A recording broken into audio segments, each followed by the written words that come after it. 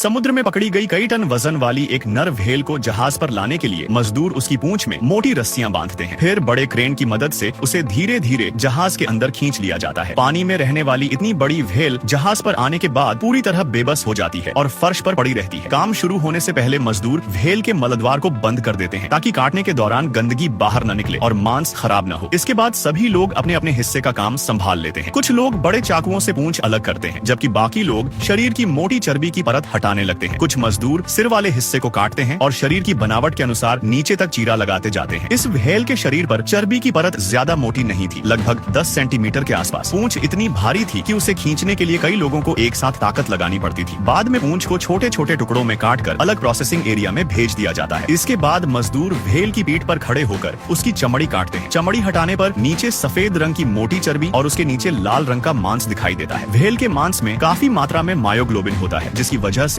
उसका रंग गहरा लाल होता है। मजदूर रस्सियों की मदद से चमड़ी को खींचकर बड़े हिस्सों में अलग कर लेते हैं। निकाली गई चर्बी को बराबर आकार के टुकड़ों में काटकर मशीनों वाली लाइन पर भेजा जाता है। वहाँ मांस को धोया जाता है, दोबारा काटा जाता है और मशीनें चर्बी व चमड़ी को अलग अलग करके साफ तरीके से तैयार करती है। कुछ समय तक खुले में रहने के कारण मांस का रंग धीरे धीरे काला पड़ने लगता है, क्योंकि वह ऑक्सीजन के संपर्क में आ जाता है। इसके बावजूद उसे अलग अलग हिस्सों में काटकर बाजार में भेजा जाता है। शरीर के हर हिस्से को उसकी गुणवत्ता और उपयोग के हिसाब से अलग श्रेणी में रखा जाता है और उसी अनुसार उसकी कीमत तय की जाती है। करीब 10 से ज्यादा टन वजन वाली इस पूरी व्हेल को मजदूर लगभग 2 घंटे के अंदर पूरी तरह काटकर अलग अलग हिस्सों में तैयार कर देते हैं।